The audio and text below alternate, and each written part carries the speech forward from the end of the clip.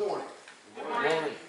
Well, we reached the last of the vital functions of the church series. Started out with the sermon about change and changed up our worship service and did things a little bit differently. And you know, the thing about change is that we got to have a different mindset. You know, about change, because you can't say I want different results but continue doing the same thing. So we have to have a different mindset. You can't say that we've never done it that way before. So, but we got to be committed to those mindsets that we change. You know, that's one thing that we do well at this church. We start things well, but we don't sometimes finish them well. You know, when we start off things, we just got to be committed to change and continue to go down through there. We got to get out of our comfort zone. You know, one of the things that we did, which was we started sitting in different seats that one Sunday. Remember that? You know, now after about 5 or 6 weeks of this, everybody's kind of migrated back to the seats. Most people, where they normally sit. It kind of tell you that people don't like getting out of their comfort zone. They're comfortable sitting where they've always sitted. You know, hey, you know what I'm saying? You know, so it's kind of, we've already migrated back to just being comfortable where we always have been. So we got to stay out of that comfort zone. Then I came up with a series, and I ran across a series that a guy had, the vital functions of the church. And, you know, I took some of his away and added some of mine because I want to make it specific kind of for our church. And I talked about worship, because I believe that's so important in our church, that we worship God, King of Kings, Lord of Lords. He is our creator, our sustainer. He's the one we come in here to worship, to praise, to lift him up, to just say how great he truly is in our life. And that's what we do here on Sunday morning in our corporate worship. We just come together just to, that's the whole reason why we're here on Sunday morning, is to worship him. It's about an attitude, about a heart attitude that we have to have, of coming in, being prepared, being ready to worship. And it's also a lifestyle. It's something that we should do every single day of our life. It's just not a Sunday morning thing. We need to be worshiping God every day. So after worship, I started thinking about, well, what's something important for the church? And I believe the main mission of a church is outreach. I believe a dying church is a church that is not going out to reach people. I really believe that. We see that we are commissioned by Christ in the Great Commission to go out, to make disciples, to teach people, to do those type of things. So we're called to go out. You know, but we should be compelled. I mean, my gosh, Christ went to the cross. He died for our sins. That love that he has for each one of us should compel us to go out to tell other people about the love of Christ. It's a dying world out there. We got people dying in our families. We got people dying that's going to be dying and going to hell. And we need to go out. And we should be compelled because of Christ's love.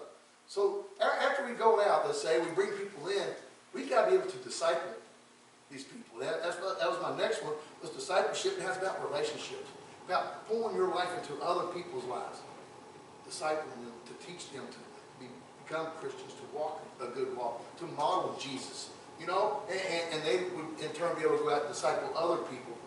You know, I mean, we need to be praying for those opportunities, looking for people we can disciple.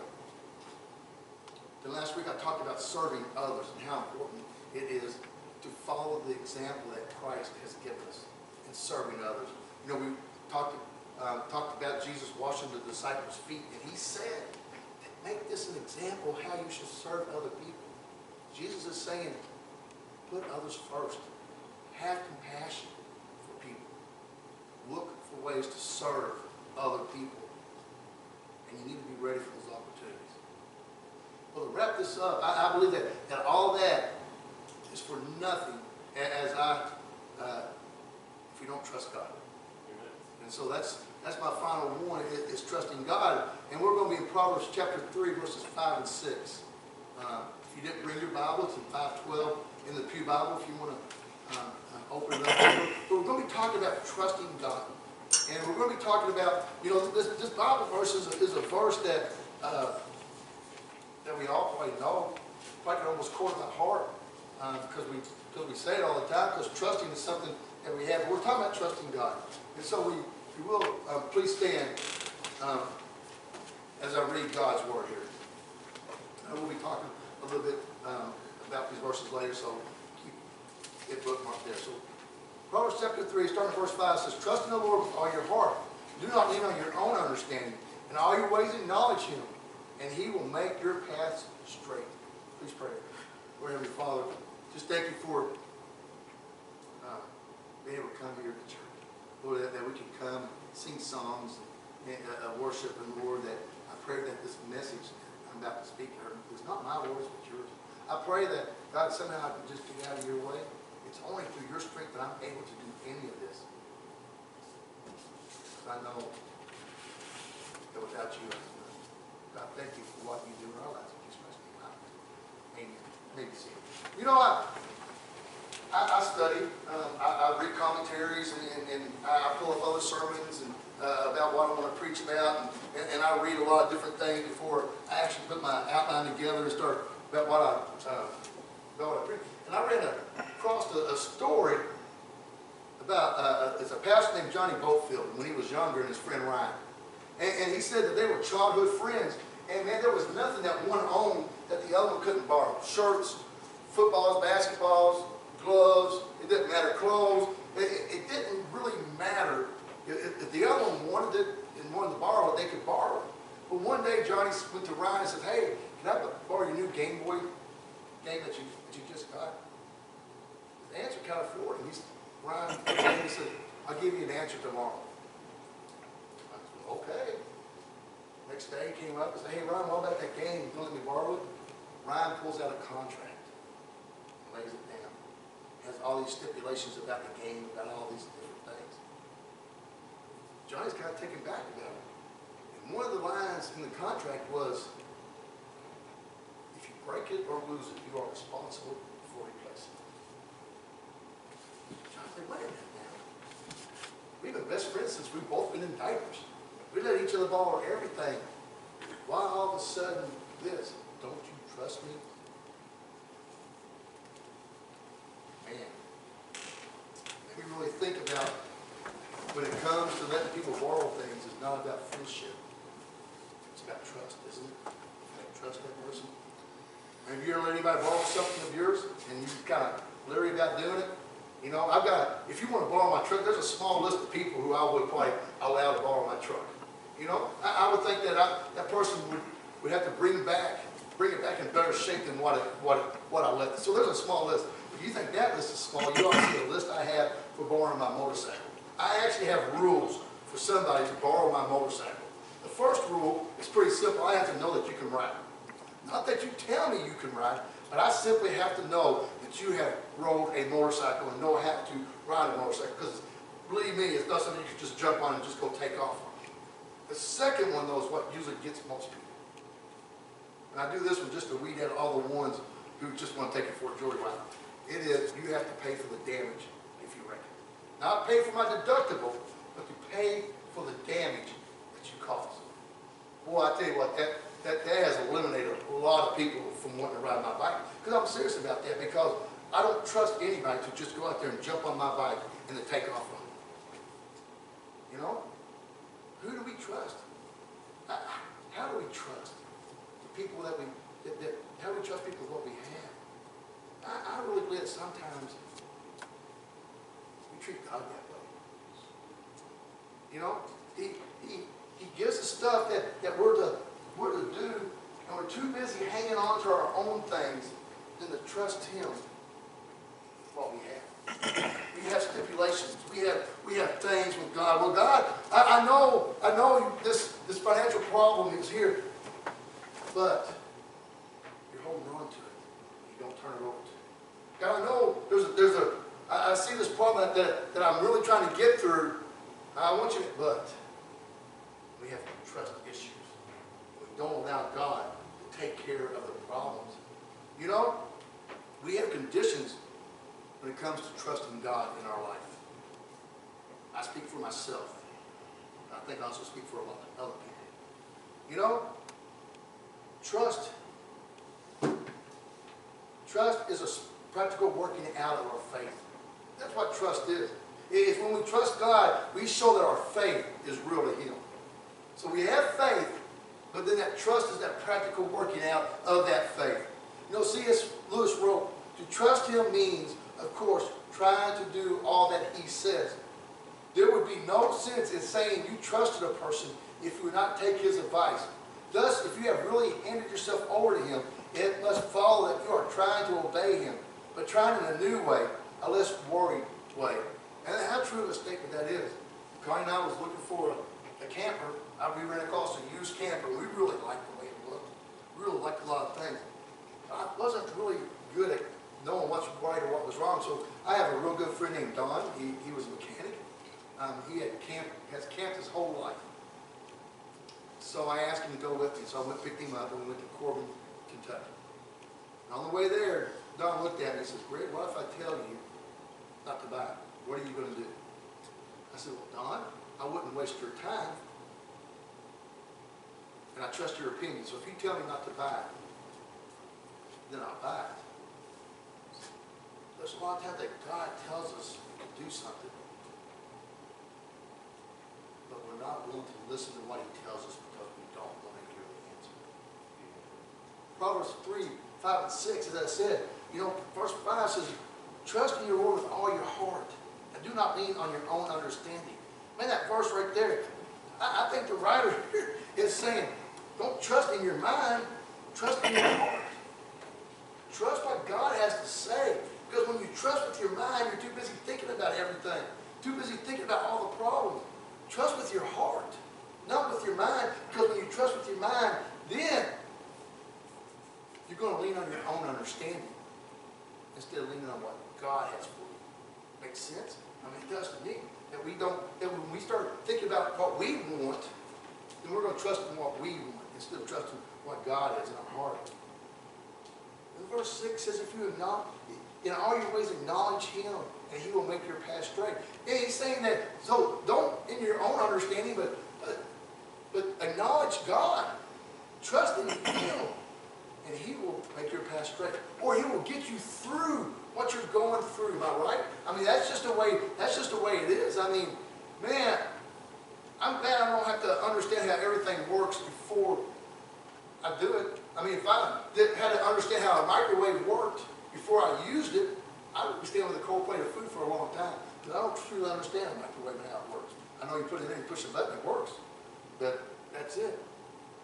God sometimes doesn't show us, but he just does it.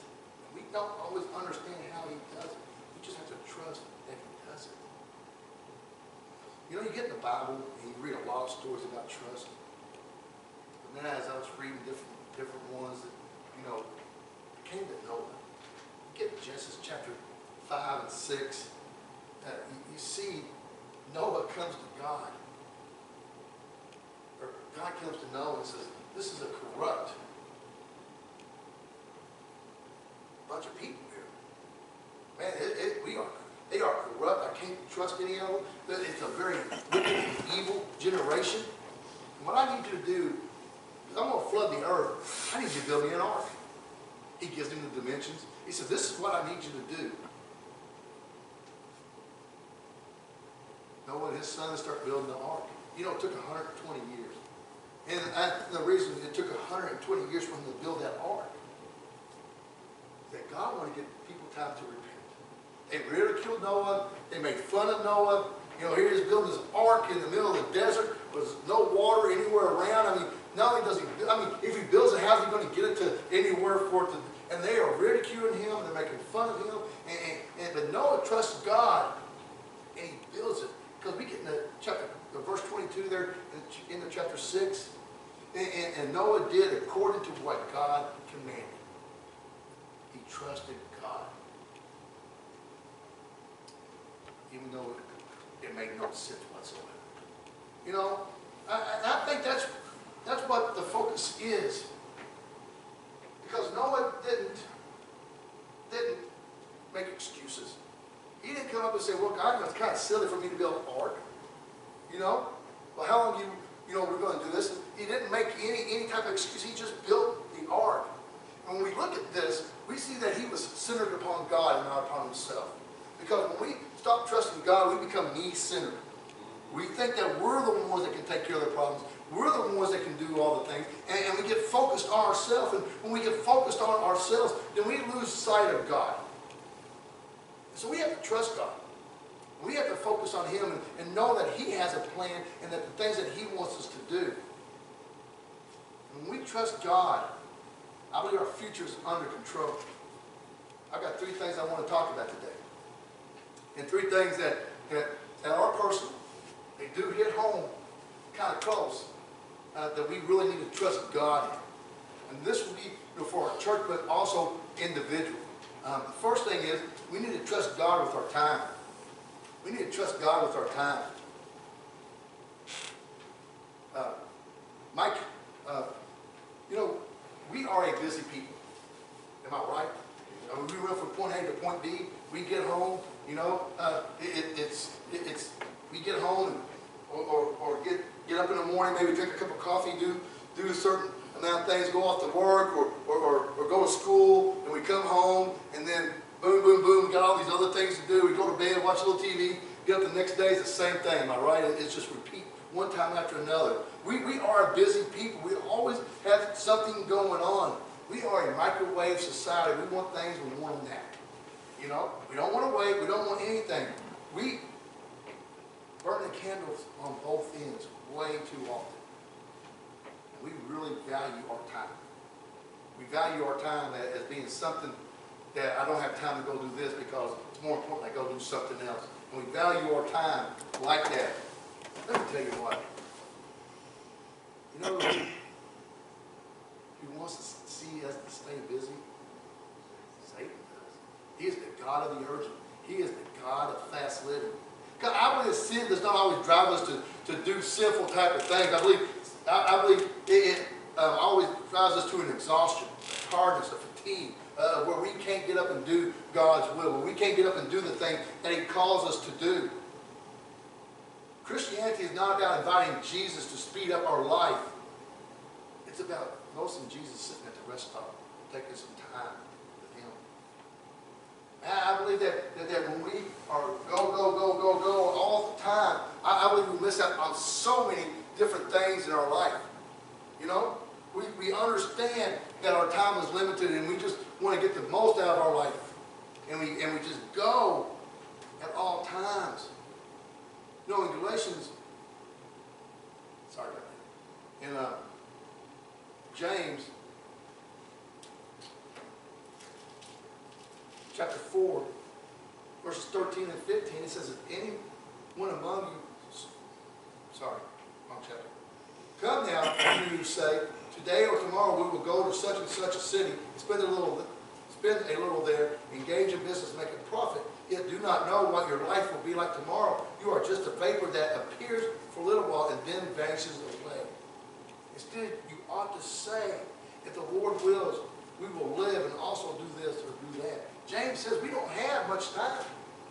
Our life is like a vapor. It comes out, we've all been there in the winter, you blow out your breath and it's there and it then disappears. That's what our life is like, here on this earth. We don't have much time. It's not something that we do. And we have to be careful about what we do. Because we get into Galatians chapter 6, verse 10.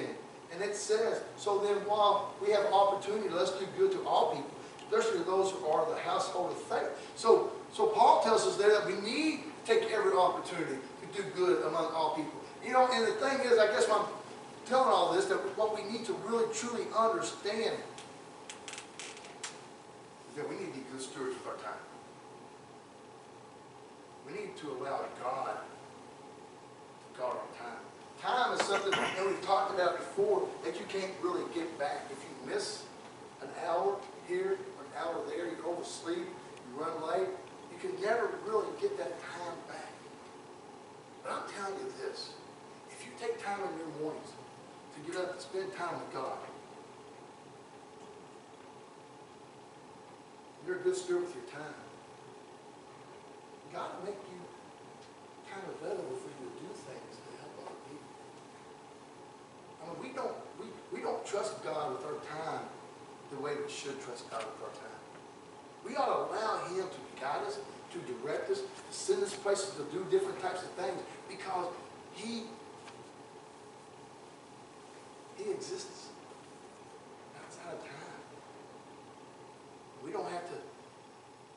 we're so time conscious that we can't really understand God, that God can make our time multiply.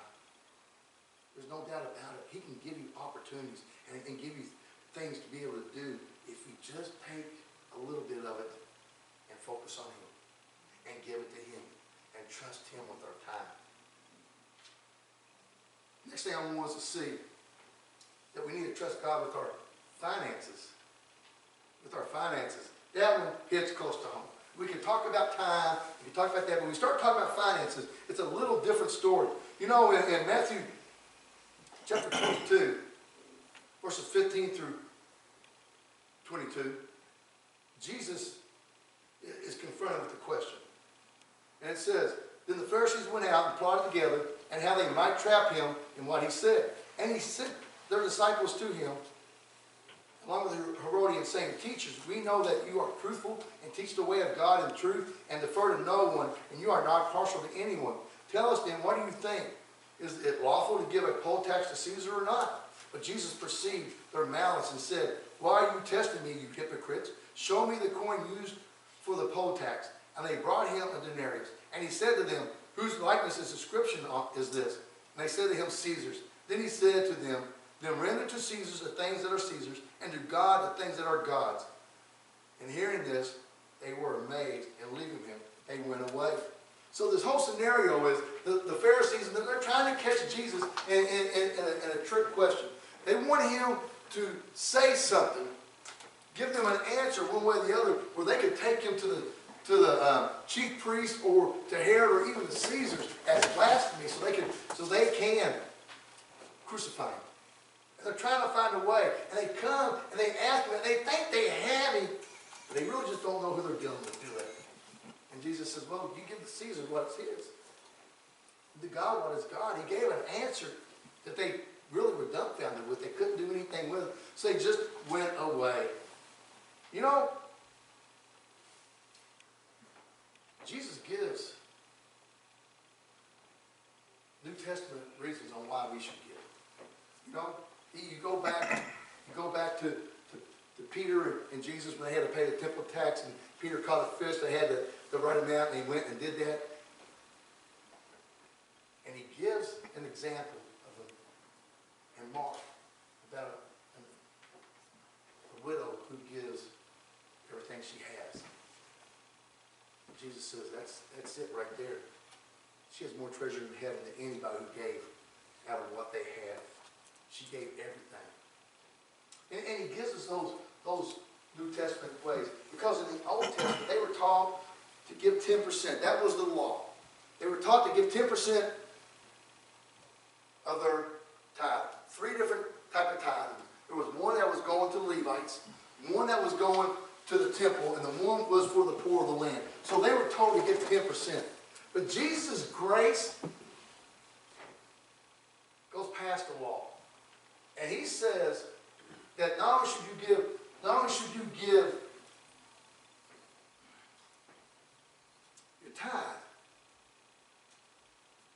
but there also should be an offering in there too. That he says that it goes beyond your tithe. You know? And I know that when we look at our finances, man, it's hard to sometimes trust God. It really is. I think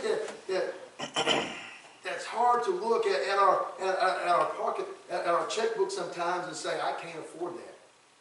I say, you can't afford not to. You know? God addresses this in Malachi 3:8. He says, will a man rob God? You are robbing me. But you say, have we robbed you in tithes and offerings? You are cursed with a curse, for you are robbing me, the whole nation of you, bringing the whole tithe in the storehouse, so that there may be food in my house. And test me on this, says the Lord of hosts, if I will not open up the windows of heaven and pour out for you a blessing until it overflows. Man, you know, it's kind of a running joke around here that says if I was here all the time, that we would be broke.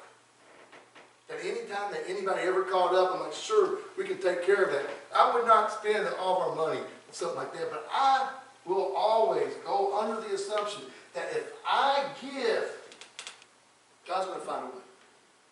I trust him wholeheartedly with my finances. that I know that if I feel in my heart that God is telling me that I need to give, that we need to give. Ask me the last time you was without a car, a roof over your head, food to eat.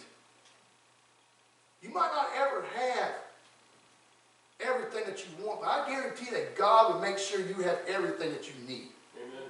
There is no doubt about that in our finances. And I think we dishonor God when we say that we cannot afford to do whatever that He puts on our hearts to do. We need to trust God with our finances. I mean, we do here. Trust me. God provides a way. When you say, I don't know how this bill got paid, or I don't know where that money came in from, because God can make $90 feel like $100. He can make a $9,000 feel like $10,000. He has a way of expanding that money to where we don't know what happens, and we get things that come out of the blue to us. It just happened last week here at our church when we're worried about our finances that a check came in the mail for us. Well, we didn't ask for that. It came out of the blue. How blessed that we were that happened. You know, good friends did that. But God put it on their heart to send that. And it helps us out financially. When we trust God with our finances, He's able to do abundantly more with what we have than what we ever could think that He has. Ephesians 3:20 says, now to Him who's able to do far more abundantly beyond all that we ask or think, according to the power that works within us. Able to do abundantly more than what we have. Amen. And when we're faithful with our money, God will be faithful back to us. I have tested Him on that more than once. God can say, yes, she knows. And He has never let me down yet. And we have tested Him more than that, more than once here at this church. And He has never let us down on that. From the very first day of how much money that they needed to close the deal, they got it. To this day, God has been faithful to us in His finances, in our finances. And we need to trust Him with ours. So the last thing I want us to see is we need to trust God with our plans. With our plans. Man, in Acts 28, 27 and 28, we see that Paul, we see that, if you go and read, I'm not going to read that whole thing because it's a long story. We see that Paul has a plan to go to Rome. Okay, he gave himself over. He's on a ship.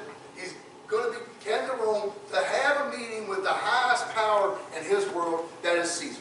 So this is where he's going. And he gets on the ship, and he said, man, we need to wait a little bit before we go. The storms are coming. But they don't listen to him. And they get on this ship, right?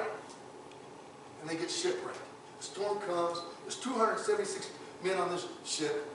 And the storm comes, destroys the ship. They all end up on this little island of Malta. That's where they're at. You know, Paul's plans were wrecked. He was supposed to be going to Rome. He did not want to go to this island, right?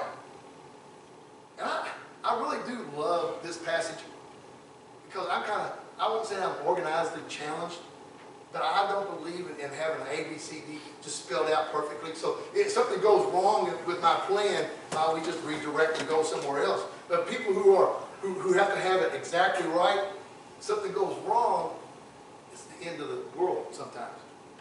I'm not that way. So frankly, I love this passage because it tells us that God is going to be with us, but it's not always the way that we want to go. It's the way that He wants us to go. And I believe that when our plan goes AWR, when something in our plans go the other way, there's a few things that we can do. First is that we need to be a light on where God has us. You know, Paul is there on the Malta. It's 122 square mile island. It's 58 miles south of Sicily, 180 miles north of Africa. It's a place where you might call Nowheresville. You know, and we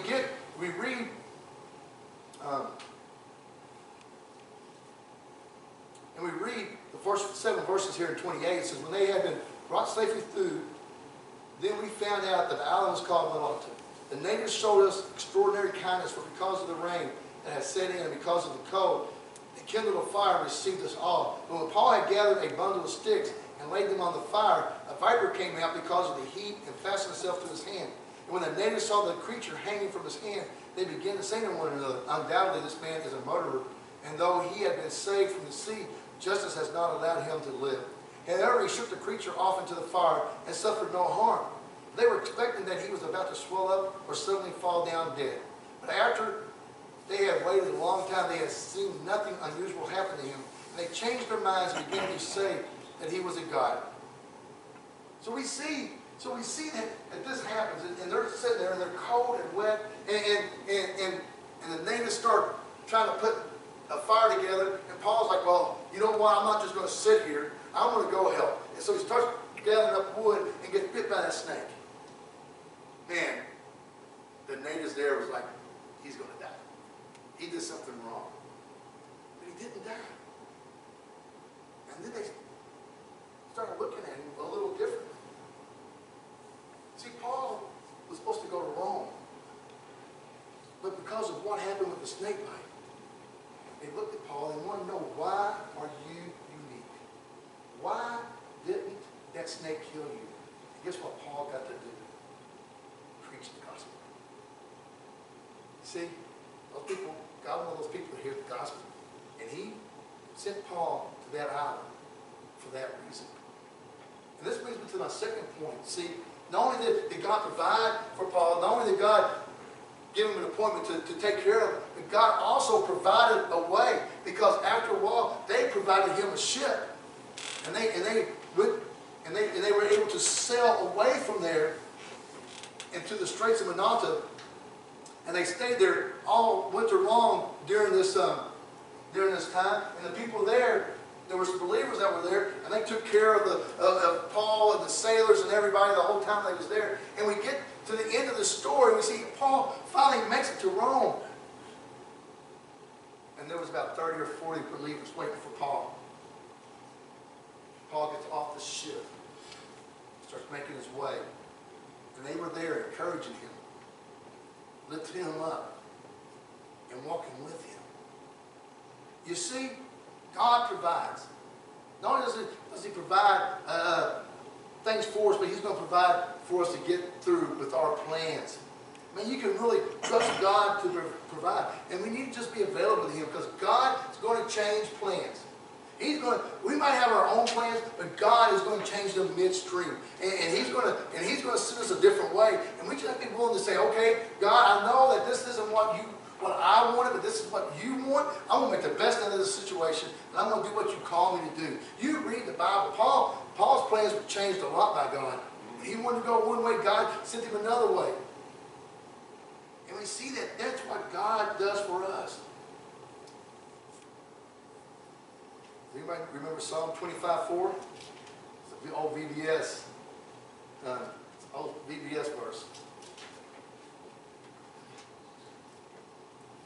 Let me get there so I can not butcher it.